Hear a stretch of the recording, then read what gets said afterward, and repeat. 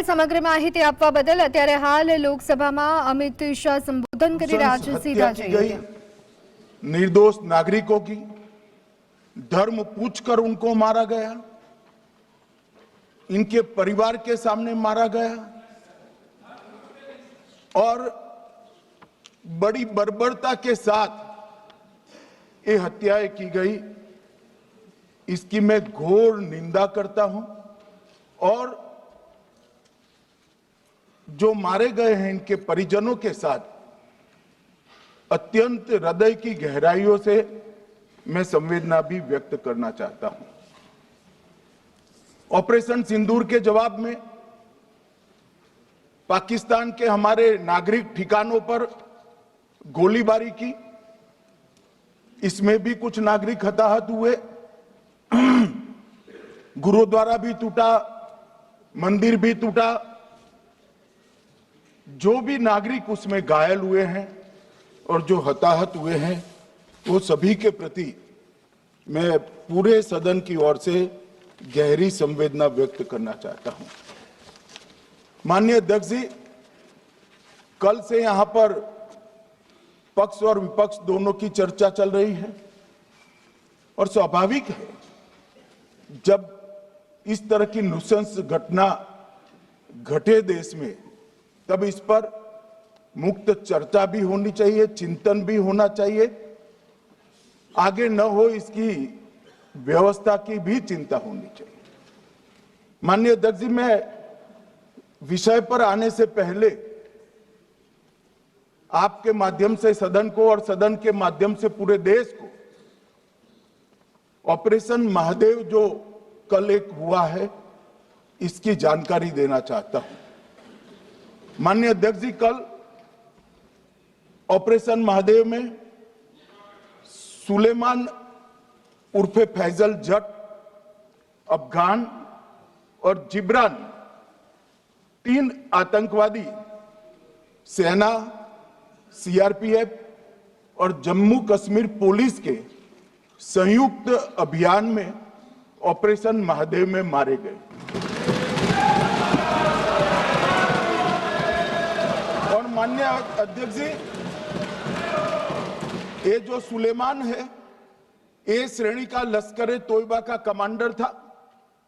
पहलगाम हमले में और गगनगिर आतंकी हमले में वो लिप्त था। इसके ढेर सारे सबूत हमारी एजेंसियों के पास है। अफगान ए श्रेणी का लश्कर ए तैयबा का आतंकवादी था और जिब्रान भी ए ग्रेड आतंकवादी था।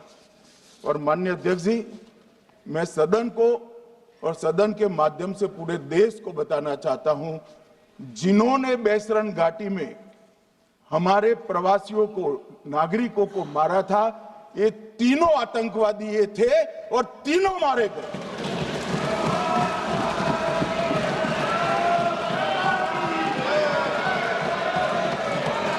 और मान्यवर, मैं आज इस सदन के माध्यम से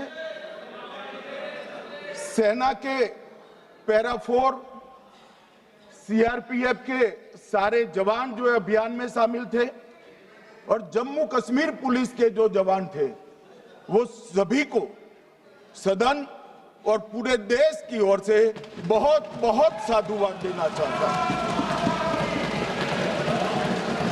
माननीय अध्यक्ष जी, मैं इस ऑपरेशन महादेव के बारे में थोड़ा डिटेल में बताना चाहूंगा। ऑपरेशन महादेव की शुरुआत 22 मई 2025 को, एक प्रकार से तो जिस दिन हत्या हुई थी उसी दिन रात को 22 मई 2025 को हुई। जिस दिन हत्या हुई थी उसी दिन रात को एक सुरक्षा मीटिंग की गई थी जम्मू कश्मीर में। ये पूछ रहे थे, कोई गए नहीं, सिर्फ राहुल गांधी गए। अब आपकी आंख कौन से चश्मे से देख रही है मुझे मालूम नहीं। माननीय अध्यक्ष जी, 1 बजे हमला हुआ, मैं 5:30 बजे श्रीनगर में उतर चुका था। माननीय अध्यक्ष जी, अरे सुनो सुनो, वेट मैं बताता हूँ ना 22 में, सुनो ना, प्लीज। धैर्य रखकर सुनो, हमने आपको नहीं टोका है, सुनना पड़ेगा भाई, ऐसे नहीं चलेगा। माननीय अध्यक्ष जी, नहीं, पर बैठे बैठे मत बोलिए आप भी। माननीय अध्यक्ष जी, माननीय अध्यक्ष जी, 23 अप्रैल बैठे को बैठे टिप्पणी मत करिए।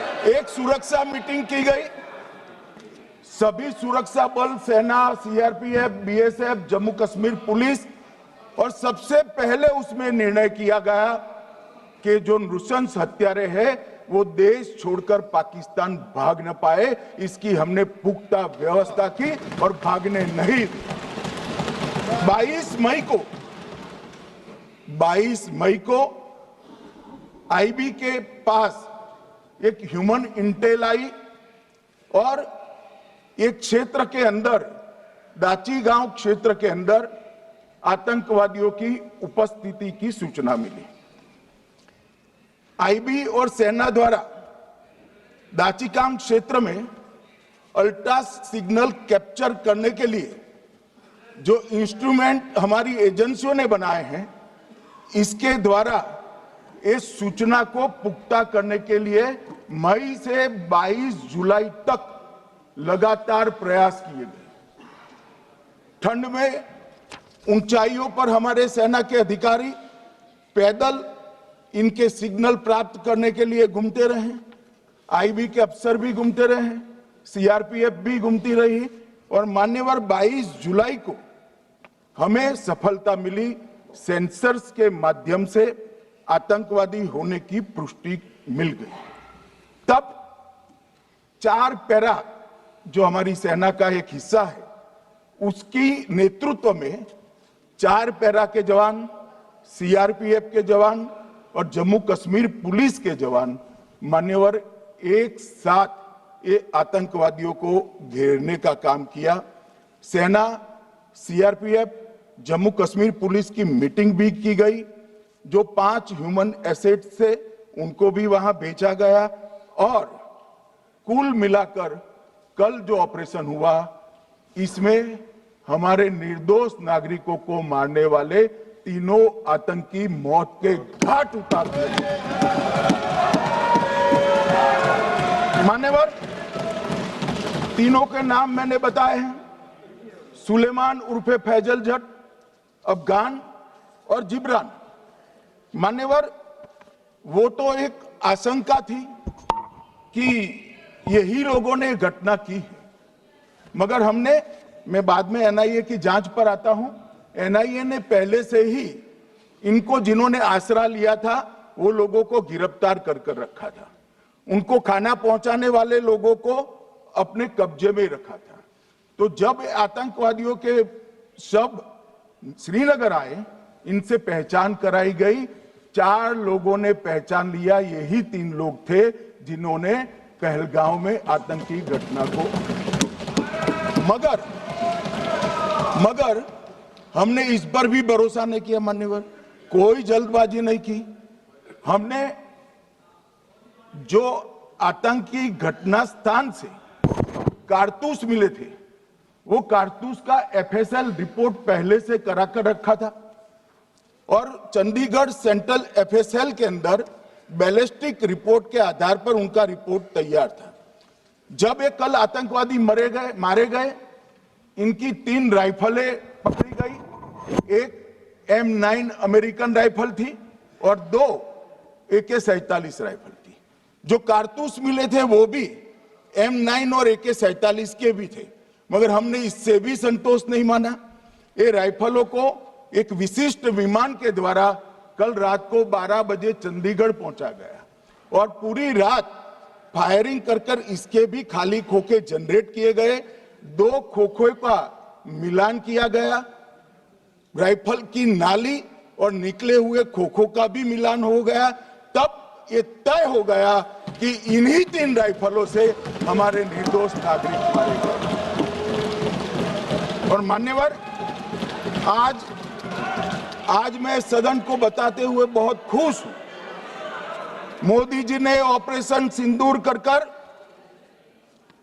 आतंकवादियों को जिन्होंने आतंकवादियों को भेजा था उनके आकाओं को जमीन में मिलाने का काम किया था सेना और सीआरपीएफ ने। वो आतंकवादियों को भी समाप्त कर। और मान्यवर,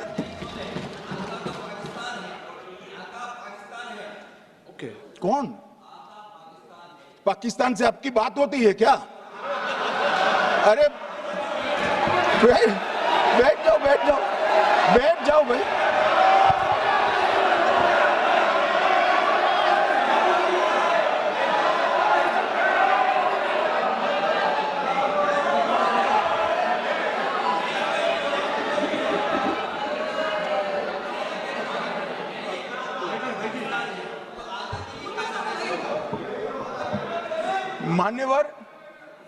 मान्यवर मैं बताता हूं कैसे इनके आका मारे गए, वो भी नाम के साथ बताता हूं, जगह के साथ बताता हूं, घंटे मिनट और सेकंड के साथ बताता हूं।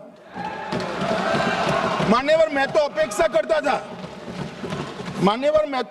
करता था कि जब एक सूचना सुनेंगे पक्ष विपक्ष में खुशी की लहर दौड़ जाएगी, मगर ये स्याही पड़ गई इनके चेहरे। ये क्या है मान्यवर, किस तरह की पॉलिटिक्स? भाई आतंकवादी मारे गए, आपको इसका भी आनंद नहीं है?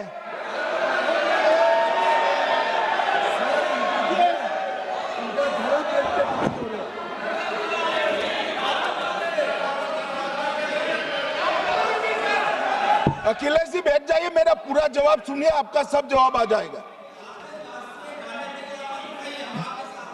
भाई आप आतंकवादियों का धर्म देखकर दुखी मत होइए।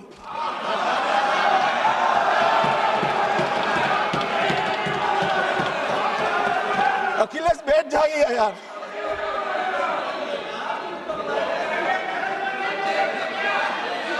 अखिलेश जी बैठ जाइए।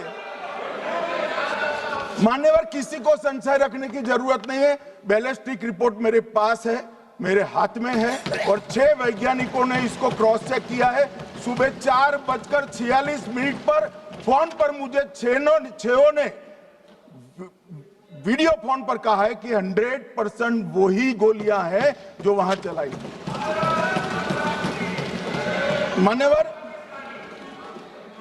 ये हमारे देश की सेना, सीआरपीएफ और जम्मू कश्मीर पुलिस, ये तीनों का एक साझा बहुत बड़ा कामयाबी है, जिस पर 140 करोड़ को नाज होना चाहिए, देश की जनता को नाज। मान्यवर, मैं तो गया था वहां पर जब ये घटना हुई। दूसरे दिन इनके परिजनों को मिला था। 6 दिन की शादी वाली बच्ची विधवा होकर मेरे सामने खड़ी थी। आज तक मैं वो दृश्य नहीं भूल सकता। मगर आज सारे परिजनों को मैं कहना चाहता हूं कि मोदी जी ने ऑपरेशन सिंदूर से भेजने वालों को भी मारा, और हमारे सुरक्षा बलों ने जिनको भेजा था उनको भी मारा, और एक ऐसा सबक सिखाया है कि आने वाले कई दिनों तक कोई ऐसी हिम्मत नहीं कर पाएगा। मान्यवर, मैं थोड़ा एनआईए की जांच के बारे में भी बताना चाहूंगा। मान्यवर, जिस दिन लश्कर-ए-तोयबा ने और इसके आउटफिट टीआरएफ ने इसकी जिम्मेदारी ली, उसी दिन हमने तय कर लिया था कि ये जांच एनआईए को सौंप दी जाएगी, क्योंकि एनआईए आतंकवाद के केसों की जांच के लिए, वैज्ञानिक तरीके से जांच करने के लिए और सजा कराने के लिए महारत हासिल की हुई विश्व मान्य एजेंसी है, जिसका सजा कराने का दर 96% से ज्यादा है। मान्यवर, हमने तुरंत ही इसकी जांच एनआईए को दे दी। हमने पूरी व्यवस्था की। सेना, बीएसएफ, सीआरपीएफ और जम्मू कश्मीर पुलिस ने कि लोग देश छोड़कर भाग न जाए, और मान्यवर इसकी जांच की शुरुआत हुई। एक थकाने वाली बहुत लंबी जांच हुई है। जांच के दौरान मृतक के परिजन जो साथ में थे, उनको सभी को चर्चा किए गया। पर्यटकों, खच्चर वालों, पोनी वालों, फोटोग्राफर, कर्मचारियों, विभिन्न दुकान में काम करने वाले लोगों, कुल मिलाकर 1055 लोगों की लंबी 3000 घंटे से ज्यादा पूछताछ इंफॉर्मेशन के लिए की गई और इस सबको वीडियो पर रिकॉर्ड कर दिया गया और बाद में इसके आधार पर स्केच बनाया गया और ढूंढते 22/6/25 को एक बशीर की पहचान की गई और परवेज की पहचान की गई, जिन्होंने आतंकवादी घटना के अगले दिन आतंकवादियों को शरण दी थी, उनको अपने ढोक में रखा था। वो दोनों को गिरफ्तार कर लिया गया, अब वो हमारी कस्टडी में है। दोनों गिरफ्तार अपराधियों ने खुलासा किया कि 21/4/25 की रात को 8 बजे 3 आतंकवादी बेसरन से लगभग 2 किलोमीटर दूर स्थित परवेज ढोक में आए थे। आतंकवादियों के पास AK-47 और M9 कार्बाइन थी। जो 2 आतंकवादियों ने काली पोशाक पहनी थी और एक ने छद्म वेश किया था। खाना खाया, चाय पी और ढोक से निकलते वक्त कुछ खाना, नमक, मिर्च और मसाले लेकर वो चले गए। मान्यवर, उस वक्त हमने जिन खोखों को रिकवर किया था, इसको हमने चंडीगढ़ FSL में टेस्टिंग के लिए भेज दिया और जब चंडीगढ़ FSL में टेस्टिंग के लिए भेजा गया तो वही राइफल से एप्को आतंकी हमला हुआ था, वो भी निश्चित हुआ। तो आज इसके साथ साथ दूसरे एप्को आतंकी हत्या को अंजाम देने वाले आतंकियों का भी इसके साथ ही समाप्ति हुई है, उनको मार दिया गया है। मान्यवर, और इसके बाद में स्केच बनाया गया। गिरफ्तार किए गए दोनों आरोपियों की माता जो थी, इन्होंने ये तीनों आतंकियों के मृतदेहों को पहचान लिया है। दोनों आतंकवादी घटना में साथ लेने वाले उनके साथियों ने भी पहचान लिया है और अब उसकी FSL की पुष्टि भी आज सुबह 4 बजे हो गई थी। अब मैं जांच का पूरा ब्यौरा बताना चाहता हूं। मान्यवर, ये हमले में 3 पाकिस्तानी आतंकवादी थे। हमले में 2 AK-47 और 1 M9 कार्बाइन का प्रयोग किया गया था और अब जो पकड़े गए हैं, इसके सुलेमान के कारण एप्को का मामला भी आज रिजॉल्व हो रहा है और आतंकवादियों को पनाह देने वाले 2 स्थानीय लोगों को भी इस केस में पकड़ लिया गया है। अब मान्यवर, कल पूछते थे कहां से आए, कहां गए, किसकी जिम्मेदारी है। भाई, जिम्मेदारी हमारी ही है, हम सरकार में हैं, हमारी ही जिम्मेदारी है। मगर मैं पूछता हूं, जब आप सरकार में थे तब क्या क्या हुआ था, इसकी जिम्मेदारी किसकी थी और क्यों निर्वहन नहीं किया, वो भी बाद में पूछूंगा, जरा धीरज से सुनना। मगर मान्यवर, मुझे एक बड़ा दुख हुआ।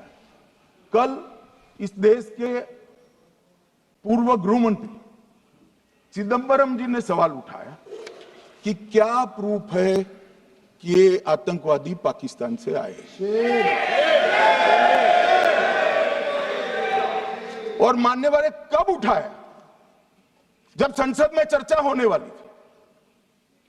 क्या कहना चाहते हैं चिदंबरम साहब, किसको बचाना चाहते हैं? पाकिस्तान को बचाकर आपको क्या मिलेगा? वो ये कह रहे हैं कि और क्या है, मत जवाब दो।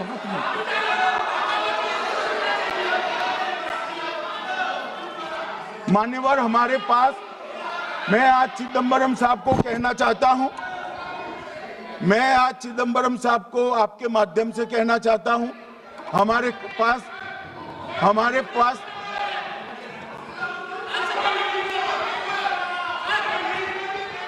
मान्यवर, हमारे पास प्रूफ है, वो भी मैं सदन के सामने रखना चाहता हूं कि तीनों पाकिस्तानी थे। 3 में से 2 के पाकिस्तान के वोटर नंबर भी आज हमारे पास उपलब्ध है।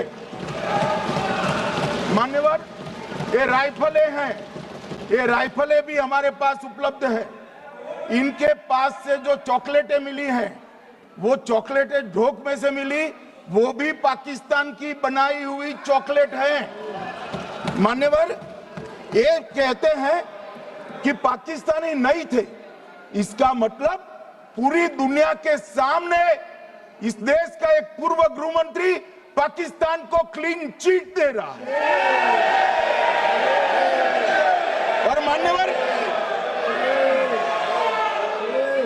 और मान्यवर वो पाकिस्तानी आतंकवादी नहीं थे, ऐसा बोलकर श्री चिदंबरम अगर पाकिस्तानी आतंकवादी नहीं थे तो पाकिस्तान पर हमला क्यों किया, वो भी सवाल खड़ा कर रहे हैं।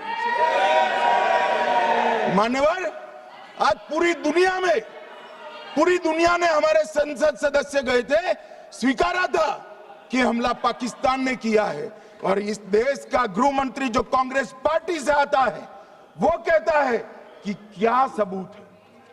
अरे मुझसे मांगते, मैं दे देता। टीवी से मांगते हैं, पूरी दुनिया के सामने उजागर करते हैं, सख्त सुबह खड़ा करते हैं। पाकिस्तान को बचाने का इनका ये षड्यंत्र आज 130 करोड़ लोग जान रहे हैं। बच नहीं पाओगे आप लोग, बच नहीं पाओगे। मान्यवर,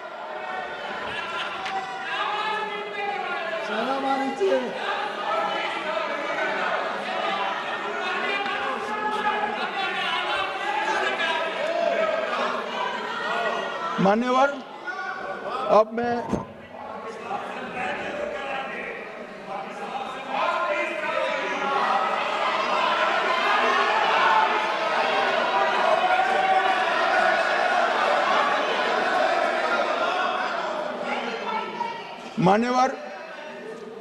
मैं पहलगांव आतंकी हमला और ऑपरेशन सिंदूर, ये दोनों घटनाक्रम के लिए मान्यवर ये अभी से थक जाते हैं।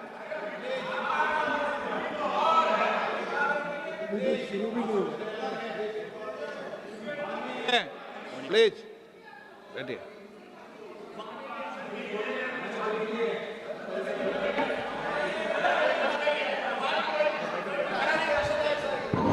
मान्यवर, मैं आपके माध्यम से कहना चाहता हूं, थोड़ा धैर्य रखे भैया, अभी तो शुरू हुआ है, अभी तो शुरू हुआ है। मान्यवर, मैं पहलगांव आतंकी हमला और ऑपरेशन सिंदूर के बारे में पूरा घटनाक्रम बताना चाहता हूं। कल ढेर सारे सवाल उठाए। वैसे तो मुझे लगता था कि कल रक्षा मंत्री जी के भाषण के बाद शायद कांग्रेस पार्टी सपोर्ट में भाषण देना शुरू करेगी और अगर थोड़ी बहुत जनता की इच्छा की परख होती तो वो ही करते, मगर नहीं करा। क्योंकि रक्षा मंत्री जी ने बहुत बारीकी से ऑपरेशन सिंदूर की सफलता, इसकी जरूरियात, इसकी प्रासंगिकता और इसके परिणाम, इसके बारे में बहुत अच्छे तरीके से सदन के माध्यम से पूरी देश की जनता के सामने रखा जाए। मगर फिर भी उन्होंने बहुत सारे सवाल किए। अब सवाल किए हैं तो मुझे जवाब देना भी पड़ेगा, उनको सुनना भी पड़ेगा। मान्यवर, मैं पूरा घटनाक्रम बताना चाहता हूं। मान्यवर, 22 अप्रैल को पहलगांव में आतंकवादी हमला हुआ। इसमें 26 लोग मारे गए, 25 भारतीय और 1 नेपाली नागरिक। हमने उसी वक्त मैं श्रीनगर जाने के लिए निकल गया। रात को ही सुरक्षा बलों की मीटिंग कर ये भाग न पाए इसकी व्यवस्था की। माननीय मोदी जी ने 23 और 30 अप्रैल को सीसीएस की मीटिंग चेयर की। ये कह रहे हैं, मैं आज बताना चाहता हूं कि सीसीएस की 23 अप्रैल की मीटिंग में क्या हुआ। सबसे पहला कांग्रेस पार्टी का ब्लंडर था सिंधु जल संधि, इसको स्थगित करने का काम नरेंद्र मोदी जी ने। हमने अटारी के माध्यम से एकीकृत जांच चौकी जो चलती थी उसको बंद कर दिया। पाकिस्तानी नागरिकों के सार्क वीजा को सस्पेंड कर सभी को वापस पाकिस्तान भेजने का काम किया।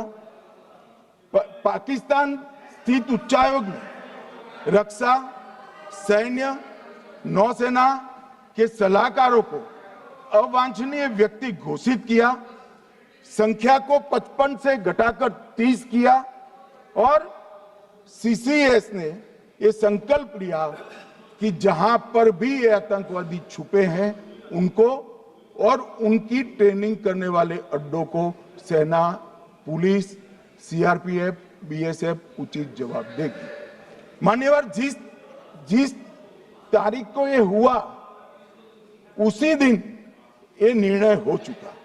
मान्यवर, इसके बाद में कल गोगाई जी कहते थे मोदी जी 24 को पहलगाम जाने की जगह बिहार गए। सुनो यार, मान्यवर, मोदी जी जब ये पहलगाम घटना हुई यहां नहीं थे, विदेश में थे। आने के बाद तुरंत सीसीएस बैठक की और मोदी जी जिस दिन बिहार गए उस दिन पहलगाम में कुछ नहीं, कोई नहीं था, सिर्फ राहुल गांधी थे। सारे लोग चले गए थे, सारे लोग वहां से अपने अपने ठिकाने पर चले गए थे। मगर इन्होंने एक बात कही, उस पर मेरी आपत्ति है मान्यवर। उन्होंने कहा 24 अप्रैल को चुनावी भाषण किया। मान्यवर, देश का नेतृत्व करने वाले देश के प्रधानमंत्री की फर्ज होती है कि देश की संप्रभुता पर, देश के नागरिकों पर अगर ऐसा जघन्य हमला होता है तो जनता की भावनाओं के अनुरूप जवाब देना चाहिए। मान्यवर, मैं आज आपकी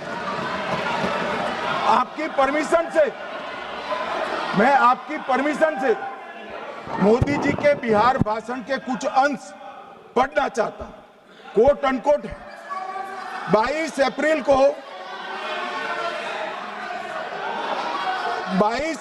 को पहलगाम का यह हमला केवल निहत्थे पर्यटकों पर नहीं बल्कि पूरे भारत की आत्मा पर एक दुस्साहसपूर्ण प्रहार है। आतंकवाद के प्रति दृढ़ और कड़ा रुख, आतंकियों और इसके हमले की साजिश रखने वालों की कल्पना से भी बढ़कर उनको सजा दी जाए। मान्यवर, महत्वपूर्ण है आतंकियों और इसकी साजिश रचने वाले दोनों को। आतंकियों की बची खुची जमीन भी मिट्टी में मिलाने का समय आ गया है। 140 करोड़ भारतीय इस बात के लिए एकजुट है कि आतंकी आकाओं की कमर तोड़ दी जाएगी। भारत हर एक आतंकवादी और उनके समर्थकों की पहचान करेगा, उनका पता लगाएगा और उन्हें दंडित करेगा। आतंकवाद कभी भी भारत की आत्मा नहीं तोड़ पाएगा। न्याय सुनिश्चित करने का मैं हर संभव प्रयास करूंगा। अनकोट। अब इसमें किसी को चुनावी भाषण दिखाई पड़ता है तो उसकी समझ शक्ति पर बहुत सारे सवालिया निशान लग जाते हैं। ये चुनावी भाषण नहीं है, आतंकवाद के खिलाफ लड़ने का 140 करोड़ भारतीयों का प्रतिघोष है जो मोदी जी ने वहां दिया। इनको चुनावी भाषण दिखाई पड़ता है। जैसे चश्मे होते हैं ऐसी ही दृष्टि होती है। मान्यवर, इसके बाद 30 अप्रैल को मान्यवर 30 अप्रैल को सीसीएस की बैठक हुई। पहले 23 को हुई थी। उसमें सशस्त्र बलों को पूर्ण ऑपरेशन की फ्रीडम दे दी गई। प्रधानमंत्री मोदी जी ने सीसीएस की उपस्थिति में रक्षा मंत्री, एनएसए और सेनाओं के प्रमुख के साथ बैठकर पूर्ण ऑपरेशनल फ्रीडम देने का काम किया और इसके बाद ये ऑपरेशन सिंदूर हुआ। मान्यवर, ऑपरेशन सिंदूर 7 मई को रात को 1:04 से 1:24 तक चला। उसमें पाकिस्तान के 9 आतंकी ठिकानों को ध्वस्त कर दिया और पूरी दुनिया ने इसके दृश्य देखे।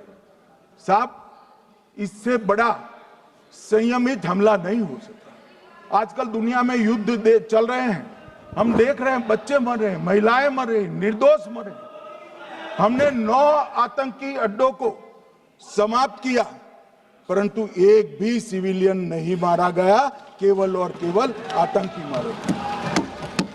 स्थान थे मरकज सुभान अल्लाह बहावलपुर, मरकज तैयबा मुरीद के, महमूना जाया कैंप सियालकोट, अरे नाम सुनो काम में आएंगे, सरजाल camp Sialkot, Sawai Nala camp Muzaffarabad, Syedna Bilal camp Muzaffarabad, Gulpur camp Kotli, Barnala camp बिंगबर्ग और अब्बास कैंप कोटली।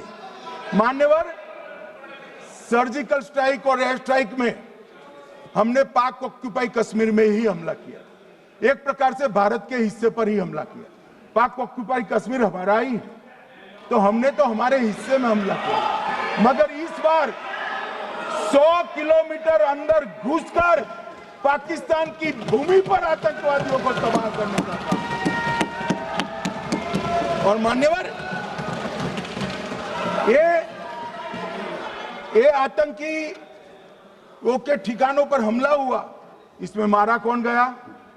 हाफिज मोहम्मद जमील जैसे मोहम्मद के प्रमुख मौलाना मसूद अजहर के बहनोई, मुदस्सर खादियान मरकज तैयबा मुरीद का प्रमुख, याकूब मलिक जेएम पदाधिकारी, मोहम्मद हमसा जमील जेएम ऑपरेटिव, मोहम्मद यूसुफ अजहर गंभीर रूप से घायल था, फिर मारा गया, जैसे मोहम्मद का आमिर मोहम्मद हसन खान गंभीर रूप से घायल था, फिर मारा गया, जेएम ऑपरेटिव मोहम्मद हसन गंभीर रूप से घायल हुआ, अब्दुल मलिक, खालिद अबू अक्स और नोएम मलिक, इनका कोई पता ठिकाना नहीं। और मान्यवर, ये पूछते थे मुझे कल कि पहलगांव के दोषी कहां गए, वो पहलगांव के दोषी कहां गए? ये जो मैंने, अरे सुनो ना यार, ये जो 10 मैंने नाम पढ़े हैं, इसमें से 8 ये चिदम्बरम एंड कंपनी के समय में आतंकवादी घटना घटाने वाले लोगों को नरेंद्र मोदी जी ने, ये हमें पूछते हैं कहां गए? अरे भाई, आपके समय में जो छुप गए थे उनको चुन चुन कर हमारी सेना ने समाप्त कर दिया है। और ये 10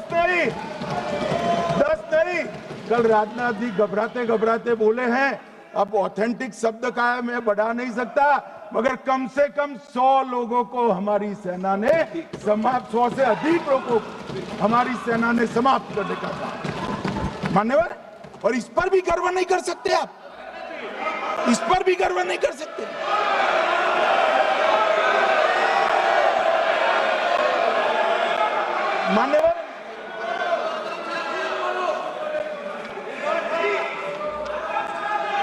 मान्यवर, 7 मई को 1:26 पर 22 मिनट पर ये हमारा काम समाप्त हो गया। हमारे डीजीएमओ ने उनके डीजीएमओ को बता दिया कि भाई, हमने आतंकवादी हमलों पर, स्थानों पर सिर्फ हमला किया है, इनके हेडक्वार्टर पर हमला किया है, जो हमारा आत्मरक्षा का अधिकार है। पूरी दुनिया इसको एक्नॉलेज करती है। ऐसा नहीं हो सकता है मनमोहन सिंह के समय की तरह कि वो आकर मारेंगे और हम चुपचाप बैठे रहेंगे और जाकर चर्चा करेंगे। नरेंद्र मोदी सरकार, ऐसा नहीं हो सकता, डोजियर भेजते रहेंगे। मान्यवर, उरी में हमला हुआ, हमने सर्जिकल स्ट्राइक किया, पहलगाम में हमला हुआ, एयर स्ट्राइक करा, और अरे पुलवामा में हुआ, एयर स्ट्राइक करा, और पहलगाम में हमला किया। 100 किलोमीटर अंदर जाकर 9 अड्डों और 100 से ज्यादा आतंकवादियों को समाप्त। मान्यवर, अब देखें, हमने तो हमने तो हमला किया था पाकिस्तान स्थित टेररिस्ट ठिकानों पर। अब पाकिस्तान से गलती हो गई, टेररिस्ट ठिकानों पर जो हमला किया था उसको वो अपने पर का हमला मान बैठे और पूरी दुनिया में कहते थे कि हमारा टेररिज्म से कोई लेन देन नहीं है। ये तो अब ऐसे ही ग्रुप करते, हम तो विक्टिम है, जो मनमोहन सिंह ने सर्टिफाइड भी कर दिया था कि ये भी विक्टिम है। मान्यवर, मगर दूसरे दिन इनकी श्रद्धांजलि का कार्यक्रम हुआ और पाकिस्तान को मालूम नहीं पड़ा कि ये पूरी दुनिया देखेगी। सेना के आला अफसर उनके नमाजे जनाजा में उपस्थित हुए, उनके जनाजे को कंधा दिया और ये सारे आतंकवादियों के जनाजे के जुलूस के अंदर पाकिस्तानी सेना, इनके अफसर, आईएसआई के अफसर, वहां की पुलिस के अफसर अश्रुभीनी आंख के साथ जुड़े थे। और मान्यवर, ये सिंदूर ने पाकिस्तान को पूरी दुनिया में एक्सपोज कर दिया कि पाकिस्तान के अंदर टेररिज्म, स्टेट स्पॉन्सर्ड टेररिज्म है। ये पूरी तरह से मान्यवर, पूरी तरह से एक्सपोज हो गया। 8 मई को पाकिस्तान ने हमारे रिहायशी इलाकों में हमला किया, हमारे सेना के अड्डों पर हमला किया, मगर एक भी मिसाइल से उनका कुछ नुकसान नहीं कर पाई। बहुत नजदीक से की हुई गोलाबारी के कारण हमारे एक गुरुद्वारा टूटा, एक मंदिर टूटा, कुछ हमारे नागरिक हताहत हुए। और दूसरे दिन 9 मई को मोदी जी ने सेना को हुक्म दिया, एक मीटिंग करी, राजनाथ जी, मोदी जी, एनएसए, सेना के सारे अध्यक्ष, और जवाब देने का तय किया और उनके 11 एयरबेस को क्षतिग्रस्त करने का काम किया। मान्यवर, 8 एयरबेस इतने सटीक तरीके से तोड़े गए, पाकिस्तान की पूरी एयर डिफेंस सिस्टम धरी की धरी रहेगी, कुछ नहीं कर पाई। नूर खान चकलाला एयरबेस तोड़ दिया गया, मुरीद तोड़ दिया गया, सुगुर्दा तोड़ दिया गया, रफीकी तोड़ दिया गया, रहीम यार खान तोड़ दिया गया, जकोबाबाद तोड़ दिया गया, सुक्कुर और भोलारी भी तोड़ दिए और सुक्कुर, लाहौर, अरिफवाला, चुनेन, जकोकाबाद और नया चोर, ये 6 रडार सिस्टम भी उनके पूरी तरह से ध्वस्त कर दिए। 2 surface to air guided weapon Lahore और ओकारा में इनका जखीरा भी समाप्त कर दिया गया। और मान्यवर, ये हर चीज में पॉलिटिक्स करते, हर चीज में। जब उन्होंने हमारे रिहायशी इलाकों पर हमला किया, फिर भी हमने इनके रिहायशी इलाकों पर हमला नहीं किया, सिर्फ इनके एयरबेस और एयर डिफेंस सिस्टम को निशाना बनाया और उनकी आक्रमण करने की क्षमता को पंगु कर रख दिया। हमारी पूरी सेना, पूरी वायुसेना, पूरी नौसेना अक्षुण्ण थी और उनकी हमला करने की क्षमता को हमने छिन्न विछिन्न कर दिया। पाकिस्तान के पास शरण में आने के अलावा और कोई चारा ही नहीं था। इसलिए मान्यवर, इसलिए 10 मई को डीजीएमओ ने, पाकिस्तान के डीजीएमओ ने भारत के डीजीएमओ को फोन किया और 5 बजे हमने इस संघर्ष को विराम किया। अब मान्यवर,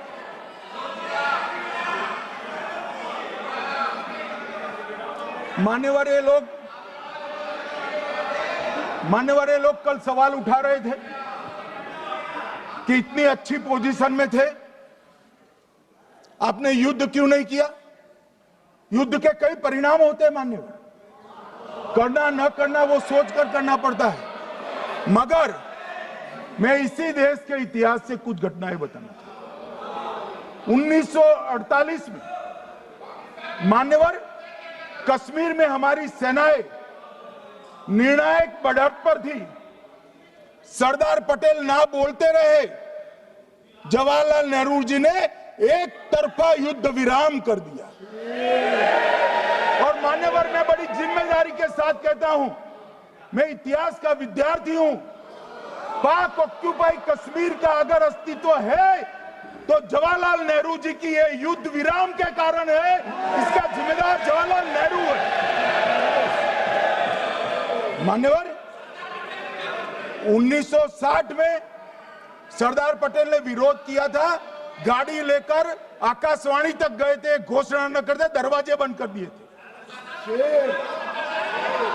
मान्यवर, 1960 में सिंधु जल पर भौगोलिक व रणनीतिक रूप से हम बड़े मजबूत थे और उन्होंने सिंधु समझौता क्या किया, 80% भारत का पानी पाकिस्तान को दे दिया। मान्यवर, 62 के लड़ाई की बात मैं बाद में करता हूं। 65 की लड़ाई में हाजीपीर जैसे स्ट्रेटेजिक जगह पर हमने कब्जा किया था, 66 में उसको लौटा दिया गया। मैं 71 के युद्ध की भी बात करना चाहता हूं। मान्यवर, 71 में कल राजनाथ जी ने भी बताया, पूरे देश ने इंदिरा जी का समर्थन किया। उन्होंने पाकिस्तान के 2 टुकड़े कर दिए। बहुत बड़ी विजय थी भारत की और सदियों तक भारत इस विजय पर गर्व करेगा। हम सब भी करते हैं, हमें कोई आपत्ति नहीं। मगर हुआ क्या मान्यवर, युद्ध की विजय की चकाचौंध में क्या हुआ? 93 हजार युद्ध बंदी हमारे पास थे, 93 हजार, और 15,000 वर्ग किलोमीटर क्षेत्र पाकिस्तान का हमारे पास था। 93 हजार युद्ध बंदी, उस वक्त की पाकिस्तान की सेना का 42% और 15,000 वर्ग किलोमीटर क्षेत्र। मगर शिमला में समझौता हुआ, पाक ऑक्यूपाई कश्मीर मांगना ही भूल गए। अगर उस वक्त पाक ऑक्यूपाई कश्मीर मांग लेते, न रहेगा बांस, न बजती बांसुरी। ये कैंप तोड़ने की जरूरत न पड़ती साहब आपको, हमको। मान्यवर, इतना ही नहीं, पाक ऑक्यूपाई कश्मीर तो नहीं लिया, मांगना ही भूल गए। 15,000 वर्ग किलोमीटर की जीती हुई भूमि भी वापस दे दी। तय हुआ था पाकिस्तानी नरसंहार के लिए युद्ध अपराध न्यायाधिकरण बनेगा, नहीं बना। सेना ने पूर्वी पाकिस्तान में नरसंहार किया था। 195 पाकिस्तानी अधिकारियों पर मुकदमा चढ़ना था। भुट्टो अपने साथ इंदिरा जी के सामने से छुड़ा कर ले गए। जनरल मानेक शॉ का एक कोट अनकोट कहता हूं, जनरल मानेक शॉ का, जो एक प्रकार से आर्किटेक्ट माने जाते हैं बांग्लादेश विजय के, इन्होंने कहा कि भुट्टो ने भारत के नेतृत्व को मूर्ख बनाया। अब जो शब्द है, मैं आप कोट अनकोट है, इसमें मेरा कुछ नहीं है, ये लोग गुस्सा न हो सकते। I told her into bracket Indira Gandhi, Indira ji को कहा, that he into bracket Bhutto के लिए, he has made monkey out of you. समझ में आता है? ये फील्ड मार्शल साहब ने कहा है मान्यवर, और ये हमें सिखा रहे, ये नहीं किया, वो नहीं किया, फलाना नहीं किया, ठिकाना नहीं किया। अरे भाई, आप तो पाकिस्तान को क्लीन चिट दे रहे हो कि पाकिस्तान ने हमला ही नहीं किया है। क्या अधिकार है आपको पूछने का? कोई अधिकार नहीं है साहब। देखिए क्या होता है, मैंने कहा पाकिस्तान को क्लीन चिट दे रहे हो, तो कनी मोदी जी कह रही है कि हम नहीं दे रहे हैं। कनी मोदी जी, माननीय अध्यक्ष जी, आपके माध्यम से मैं कनी मोदी को बताना चाहता हूं, माननीय सदस्य जी को, कि वो कह रही है हमने नहीं दिया, मगर जिसके साथ बैठते हो उसका दोस्त तो आपके सर पर आएगा ना। चिदंबरम जी कर रहे हैं, आपके राज्य से है, कांग्रेस के प्रमुख नेता है। देश के पूर्व गृह मंत्री कह रहे हैं कि पाकिस्तान ने आतंकवादी नहीं भेजे थे। क्या क्लीन चिट देना चाहते? किसी को अधिकार नहीं है साहब यहां आतंकवाद पर बोलने का, किसी को अधिकार नहीं। मान्यवर, मैं अब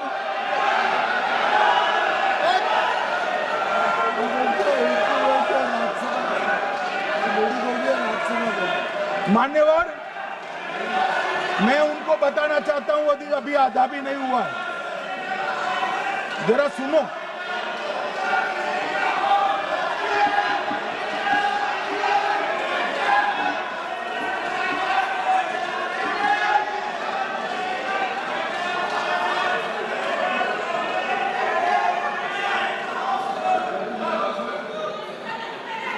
मान्यवर,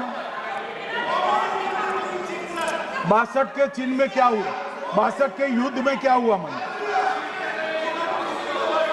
ये अभी कल कुछ कांग्रेस के सदस्य चीन का सवाल पूछ रहे थे, मैं आज पूछना चाहता हूं 62 के युद्ध में क्या हुआ? 38,000 वर्ग मीटर, पूरा सदन ध्यान से सुने, 38,000 वर्ग मीटर अक्साई चीन का हिस्सा चीन को दे दिया गया, और वर्ग किलोमीटर ही बोला, वर्ग किलोमीटर। और मान्यवर, ऐसी ही चर्चा उस वक्त सदन में हुई, मैं तो बड़ी गंभीरता से जवाब दे रहा हूं, मुझे बोलने नहीं देते। जवाहरलाल नेहरू जी ने क्या कहा? वहां घास का एक तिनका भी नहीं उगता है, वो जगह को क्या करे? तो एक संसद सदस्य ने, नेहरू जी का सर मेरे जैसा था, महावीर प्रसाद त्यागी जी ने कहा कि आपके सर पर भी एक बाल नहीं, वो चीन बेच दे क्या? मान्यवर इस तरह से जवाब देते थे, नॉन सीरियस टाइप के जवाब। और कल गोगोई जी बड़ा बड़ा उछल उछल कर बोल रहे थे। अरे गोगोई जी, आपको मालूम है उन्होंने चीन के बारे में, आसाम के बारे में क्या क्या था? आसाम को आकाशवाणी पर बाय बाय कह दिया था। रिकॉर्डिंग है, रिकॉर्डिंग है।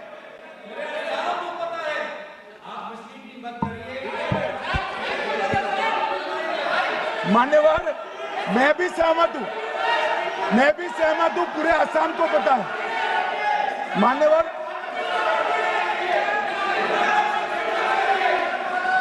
मान्यवर,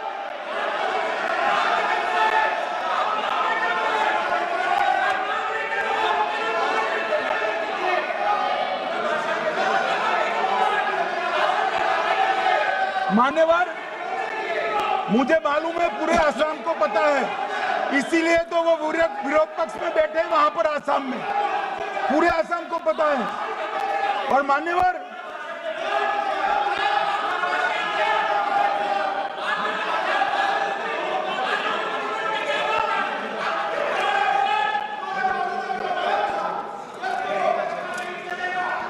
मान्यवर, मान्यवर, जोर से बोलने से सत्य को छिपाया नहीं जा सकता।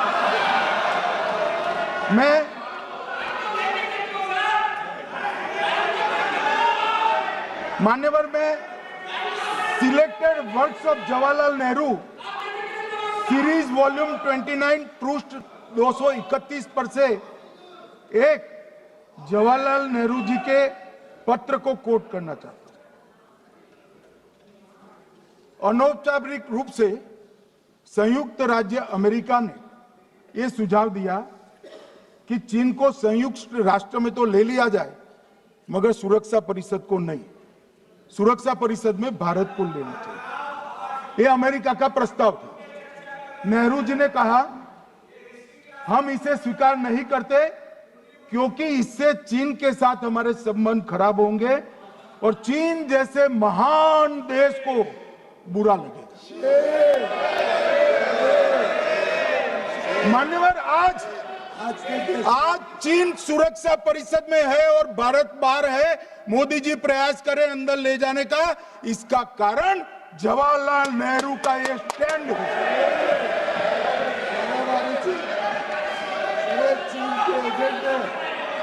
और मान्यवर, एक तो पीढ़ी दर पीढ़ी चलता आ रहा है। राजीव गांधी फाउंडेशन ने चीन के साथ एमओयू कर दिया।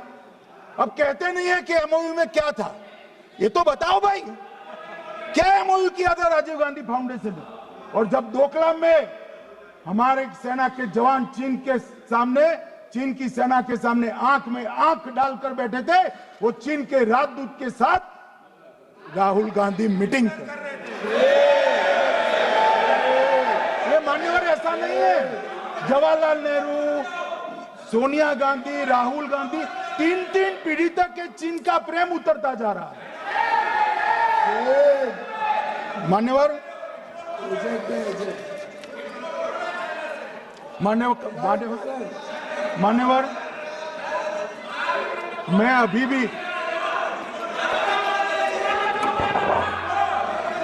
भी एक बात इस महान सदन के माध्यम से देश की जनता को कहना चाहता हूं, जो मेरी मान्यता है। ये सारी आतंकवाद की जड़ पाकिस्तान है और पाकिस्तान कांग्रेस पार्टी की भूल है। पार्टीशन स्वीकार न करते पाकिस्तान कभी न होता। इन्होंने पार्टीशन को स्वीकार कर देश को तोड़ा है। मान्यवर, कल विदेश मंत्री जी बता रहे थे शर्म अल शेख सम्मेलन का बलूचिस्तान ब्लंडर, जिसने पाकिस्तान को हमारे साथ चर्चा करने के लिए इक्वल फुटिंग पर ला दिया। मान्यवर, अब ये टेररिज्म की बात करते हैं। मैं इसमें भी पूरे देश की जनता को टेररिज्म की विगत 20 साल की स्थिति से अवगत कराना चाहता हूं। मान्यवर, अटल जी की सरकार थी। 2002 में टेररिज्म को समाप्त करने के लिए अटल जी की सरकार, एनडीए की सरकार, भाजपा सरकार पोटा का कानून लेकर आई। मान्यवर, मैं सदन को याद कराना चाहता हूं, पोटा कानून का विरोध किसने किया था? किसने किया? कांग्रेस पार्टी ने किया। हमारे पास बहुमत नहीं था राज्यसभा में, मजबूरन हमने कानून को गिर गया, मजबूरन संयुक्त सत्र बुलाना पड़ा और पोटा कानून संयुक्त सत्र में पारित हुआ। देश नहीं भूल सकता मान्यवर। और पोटा कानून को रोककर आज भी कांग्रेस पार्टी के नेता जब बोले तब कहे पोटा कानून को रोककर किसको बताना चाहते थे आप? किसको बचाना चाहते थे? पोटा तो आतंकवादियों के खिलाफ था। पोटा को रोककर अपनी वोट बैंक का उल्लू सीधा करने के लिए आप आतंकवादियों को बचाना चाहते। और मान्यवर, 2004 में अटल जी की सरकार गई, मनमोहन सिंह, सोनिया गांधी की सरकार आई। आते ही पहला काम क्या किया मान्यवर? पहली ही कैबिनेट में पोटा कानून को रद्द कर दिया। मैं फिर से पूछता हूं, किसके फायदे के लिए कांग्रेस पार्टी ने पोटा कानून रद्द किया? जवाब दीजिए जरा यहां पर। और मान्यवर, इसके बाद क्या हुआ? 2004 के दिसंबर में पोटा कानून रद्द हुआ। 2005 में अयोध्या में रामलल्ला के टेंट पर हमला हुआ, आतंकवादी मारे गए। मुंबई लोकल ट्रेन 2006-5 में रामलल्ला पर हमला, 6 में मुंबई ट्रेन में बम धमाके 187 लोग मारे गए। 2006 डोडा उधमपुर में हिंदुओं पर हमला, 34 लोग मारे गए। 2007 हैदराबाद 44 लोग मारे गए। 2007 यूपी लखनऊ वाराणसी 13 लोग मारे गए। रामपुर सीआरपीएफ कैंप, वहां पर हमला हुआ 2008 में। 2008 में श्रीनगर के आर्मी के काफिले पर हमला हुआ, 10 सुरक्षा बल मारे गए। मुंबई आतंकी हमला 2008 में हुआ, 246 लोग मारे गए। जयपुर में 8 बम धमाके हुए, 64 लोग मारे गए। 2008 में अहमदाबाद में 21 बम धमाके हुए, 57 लोग मारे गए।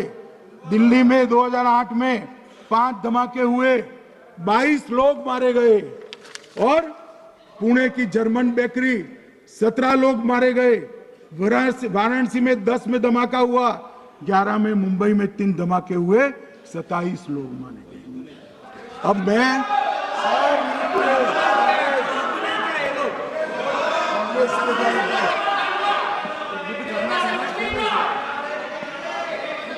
मान्यवर, आतंकवाद के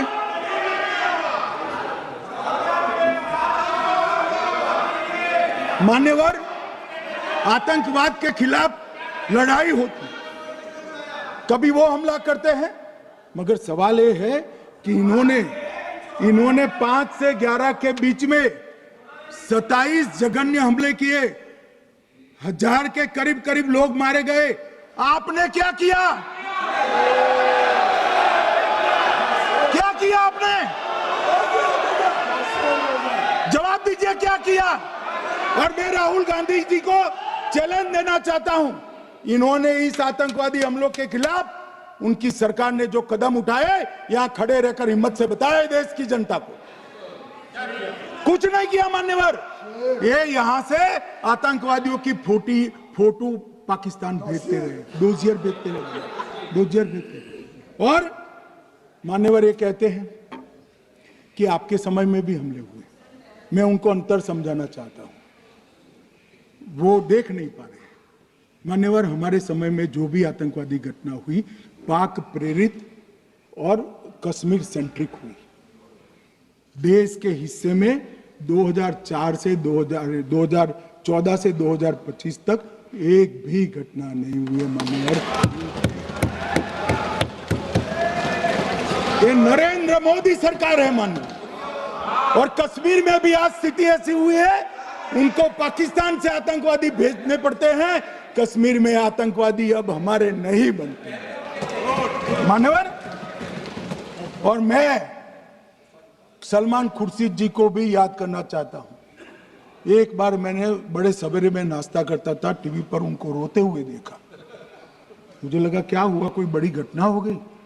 तो रोते रोते वो श्रीमती सोनिया गांधी के घर से बाहर आ गए कि बाटला हाउस की घटना देखकर सोनिया जी फूट फूट कर रो पड़ी। अरे रोना था तो शहीद मोहन शर्मा के लिए रोते, बाटला हाउस के आतंकवादियों के लिए रोना आता है। और मान्यवर ये हमें पूछते हैं कि आपने क्या किया। कोई अधिकार नहीं है पूछने का, कोई अधिकार नहीं है मान्यवर। और ये हमें पूछते थे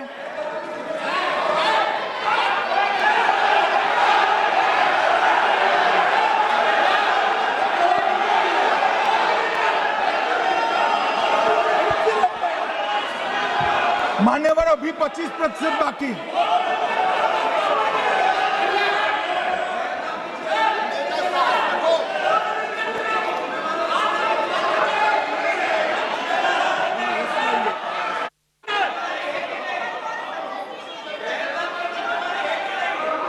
बैठिए, जवाब दे रहे हैं ना आपका, जवाब दे रहे हैं आपका। पहलगांव के बाद जो घटनाक्रम घटित उसका जवाब दे दिया ना माननीय गृह मंत्री जी ने।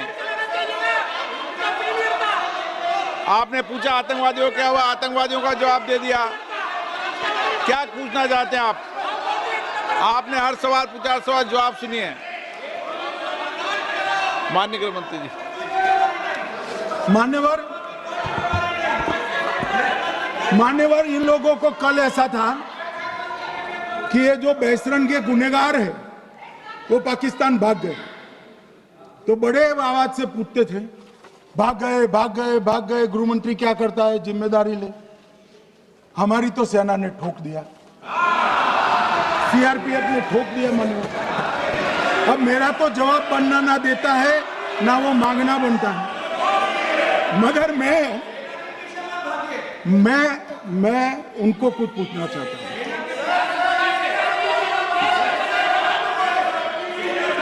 मान्यवर,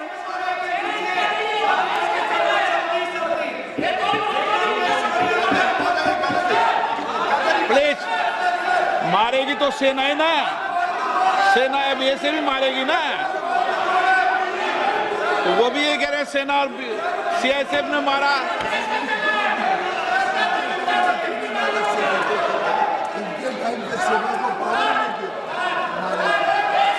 मान्यवर ये कहते हैं, साहब इसको बिठाओ जरा।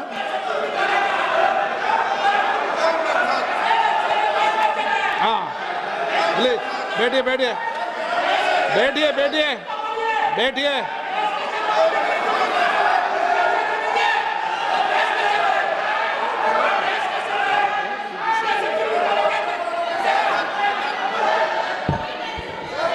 सबको पता मान्यवर, है। ये लोग मुद्दा उठाना चाहते हैं तो जरूर उठाए।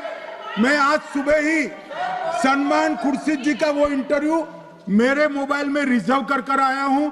आप जब भी कहोगे ये पूरे टीवी पर बताने के लिए मैं तैयार हूं। सेव कर आया हूं। इनकी इच्छा है तो कल एक समय तय करिए, यहां बता दीजिए चारों टीवी में, और देश की जनता भी देख ले।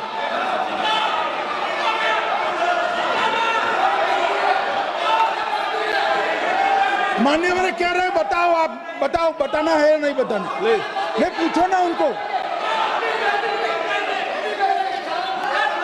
Please please.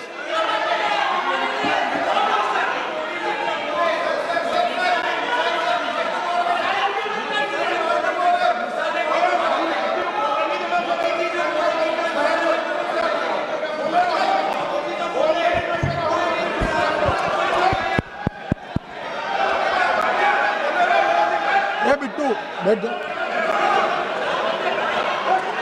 मान्यवर ये पूछ रहे थे कि क्यों भाग गए। अब मेरा समय काफी जाया गया, मैं जरा संक्षिप्त में कहता हूं, घटनाओं पर नहीं जाऊं। दाऊद इब्राहिम कासकर 1986 में भागा, श्री राजीव गांधी की सरकार। सैयद सलाउद्दीन 93 में भागा, कांग्रेस की सरकार। टाइगर मेमन 93 में भागा, कांग्रेस की सरकार। अनीस इब्राहिम कासकर 93 में भागा, इनकी सरकार। रियाज भटकल 2007 में भागा, इनकी सरकार। इकबाल भटकर 2010 में भागा, इनकी सरकार। मिर्जा सादाब बेग 2009 में भागा, इनकी सरकार। अब मान्यवर मेरा तो जवाब मांग लिया, हमारे सुरक्षा बलों ने मेरा जवाब भी दे दिया, अब राहुल गांधी इसका जवाब दे।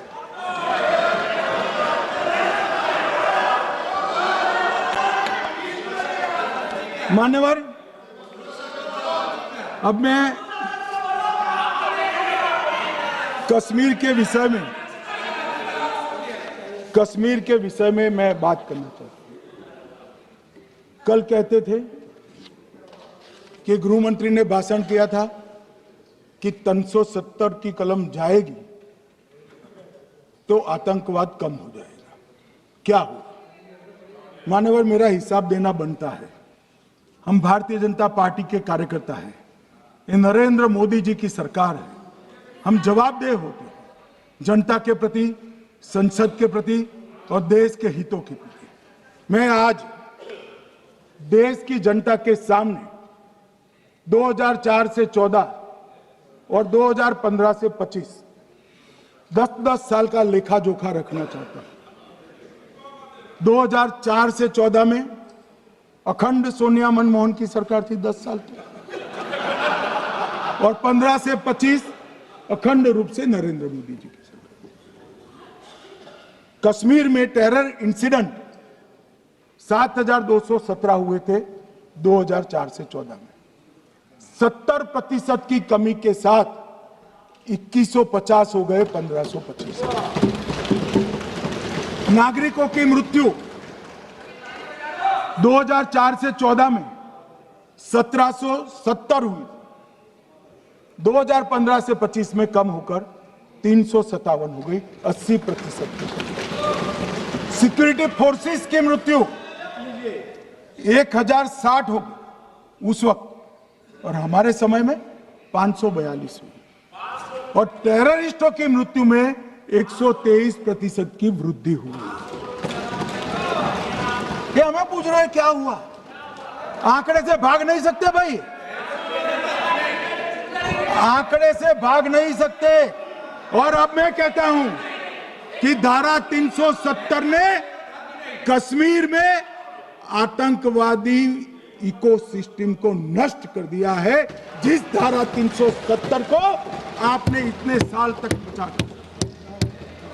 हमने जीरो टेरर प्लान बनाया है, एरिया डोमिनेशन प्लान बनाया है, मल्टी लेवल डिप्लॉयमेंट किया है, सुरक्षा जेलें बनाई हैं, 98% ट्रायल अब वीडियो पर हो रहे हैं, हमने संचार साधन बसाए हैं और 702 फोन विक्रेता जेल में डाले, 2667 सिम कार्ड बन गए। हमने एक जमाना था साहब 10-10 हजार लोगों के जनाजे निकलते थे, पूरे देश ने घटनाएं देखी होगी, बुरहान वानी मर गए, फला मर गए, ढिका मर गए, 10-10 हजार। अब जो मारा जाता है उसको वही दफना दिया जाता है। किसी भी आतंकवादी को उसका महिमा मंडन करने के लिए जनाजे की इजाजत नरेंद्र मोदी के शासन में नहीं। मान्यवर, आतंकवादियों के सगे वाले और समर्थक चुन चुन कर हमने नौकरियों से निकाले, पासपोर्ट रद्द कर दिए हैं, गवर्नमेंट कॉन्ट्रैक्ट रद्द कर दिए हैं, 75 से ज्यादा आतंकी समर्थकों को कोर्ट से ऑर्डर लेकर सरकार से बर्खास्त कर दिया गया है। बार काउंसिल उनके समर्थकों से भरी थी, सस्पेंड कर नया लोकप्रिय चुनाव हमने कराया है। मान्यवर, कई संगठन बैन करे, मैं बाद में बताता हूं। विशेष यूएपीए अदालतें बनाई हैं, लगभग मार्च 22 से 25 के बीच में यूएपीए के 2267 मामले हमने जब्त किए हैं, दर्ज किए हैं, 374 कुर्की किए हैं। और परिणाम क्या है मान्यवर, ये पूछ रहे हैं परिणाम क्या है। शुतुरमुख वृत्ति से अगर मिट्टी में सर रखकर बैठोगे तो कुछ नहीं, सूर्य भी नहीं दिखेगा। मान्यवर, परिणाम आया है। पहले ऑर्गेनाइज्ड टाउन पेल्टिंग साल की 2654 होती थी एवरेज इनकेस में। कितनी मान्यवर? 2654 पथराव होते हैं, 2024 में 0 हो गया। मान्यवर, ऑर्गेनाइज हड़ताल पाकिस्तान से ऐलान करते थे, घाटी बंद रहती थी। पाकिस्तान की भी हिम्मत नहीं है, घाटी में भी हिम्मत नहीं है। इनके समय में साल में 132 दिन घाटी बंद रहती थी, अब ऑर्गेनाइज हड़ताल 3 साल से 0 है। मान्यवर, टाउन पेल्टिंग में नागरिकों की मृत्यु हर साल 112 होती थी, 3 साल से नागरिकों की मृत्यु 0 है। मान्यवर, जख्मी होते थे 6235 लोग टाउन पेल्टिंग में, आज 0। मान्यवर, आज मैं बताता हूं, एक समय में हुर्रियत के नेताओं को यहां वीआईपी ट्रीटमेंट मिलती थी, हुर्रियत के साथ चर्चा करते थे, और ये हुर्रियत वाले आते थे, रेड कारपेट पूरा रोड खाली कर सीधा आता था, और मनमोहन सरकार के दूत इनके साथ चर्चा करते थे। सारे हुर्रियत के कंपोनेंट हमने बैन कर दिए हैं, सारे जेल की सलाखों के पीछे। हम कोई हुर्रियत से बात करना नहीं चाहते। मैं सदन में नरेंद्र मोदी जी की नीति दोहराना चाहता हूं। हुर्रियत टेररिस्ट संगठनों के आउटफिट है, हम इनसे बात नहीं करेंगे। हम अगर किसी से बात करेंगे तो घाटी के युवाओं के साथ बात करेंगे, हुर्रियत के साथ बात। मान्यवर, चुनाव के दौरान डर का माहौल होता था, अब 98.3% मतदान हुआ पंचायत चुनाव। कांग्रेस की बंद बहिष्कार का समय बंद हो गया।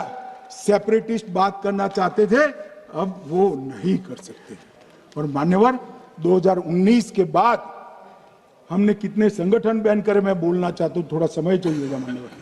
The TRF, People's anti fascist front, Tehreek ul Mujahideen, Jamaat ul Mujahideen Bangladesh Hindustan, Jammu Kashmir Ghaznavi force, Khalistan tiger force, Hizb ut Tahrir, जमाते इस्लामी, जो जमाते इस्लामी ने पूरे पाकिस्तान के अंदर एक प्रकार से अलगाववाद का जहर घोला, वो जमाते इस्लामी आज बंद कर दिया गया। Jammu Kashmir liberation front, Jammu Kashmir democratic freedom party, Muslim league Jammu Kashmir, Tehreek Hurriyat, Muslim conference सुमजी गुट, Jammu Kashmir national front, Jammu Kashmir people's freedom league, Jammu Kashmir people's league, Jammu Kashmir Ittehadul Musalman Awami action committee, Sikh for justice और पॉपुलर फ्रंट ऑफ इंडिया को भी हमने बैन किया। और ये शांति ऐसे नहीं हुई है। और ये कहते हैं कि एक भी घुसपैठ नहीं होती है। कभी गए हो आप पाकिस्तान? तो कई बार गए हो गए आप सीमा पर गए हो? पाकिस्तान तो कई बार गए हो, फिर से बोलता हूं, सीमा पर गए हो, सीमा के माध्यम से पाकिस्तान गए हो। हमारे जवानों की कठिनाई देखो साहब, -43 डिग्री में पहाड़ पर रहकर नदी नालों के बीच में चौकी करते हैं। कोई घुस गए तो क्या हुआ? कोई घुस गया वो बचेगा नहीं। यहां हम उसको या तो अरेस्ट करेंगे या तो एनकाउंटर में वो मारा जाएगा, बचेगा कोई नहीं। इनको सीमा की भौगोलिक कठिनाइयां मालूम नहीं। वहां मान्यवर कई नदी नाले हैं, वेग से पानी आता है, -46 डिग्री टेम्परेचर है, नीचे सुरंगें बनाते हैं। और ये तो ऐसे कह रहे हैं घुस गए। अरे भाई, आपके मन में तो, आपके समय में तो घुसने की जरूरत ही नहीं थी। आप बुलाते थे वीजा देकर, क्यों घुसेंगे? घुसने की जरूरत ही, जैसे आप पाकिस्तान जाते हो वैसे वो यहां आते। मान्यवर, अब ये कैसे हमें पूछ सकते हैं? मान्यवर,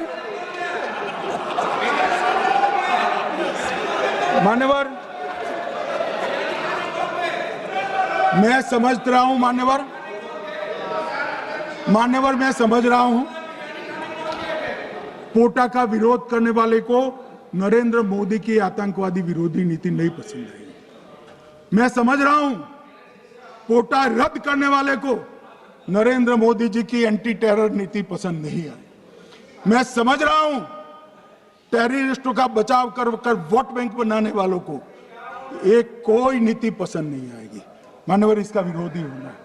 परंतु मैं आज एक बात यहाँ सदन के सामने आपके माध्यम से सदन को और दुनिया को बताना चाहता हूँ। मानवर, ये नरेंद्र मोदी सरकार है, टेररिज्म के खिलाफ हमारी जीरो टॉलरेंस की नीति है, ऑफर है, और वो हम विजयी हो। और मान्यवर, मैं फिर से अंत में ऑपरेशन महादेव में जुड़े हुए सेना, सीआरपीएफ और जम्मू कश्मीर पुलिस के सभी जवानों को 2 हाथ जोड़कर प्रणाम कर बहुत बहुत धन्यवाद।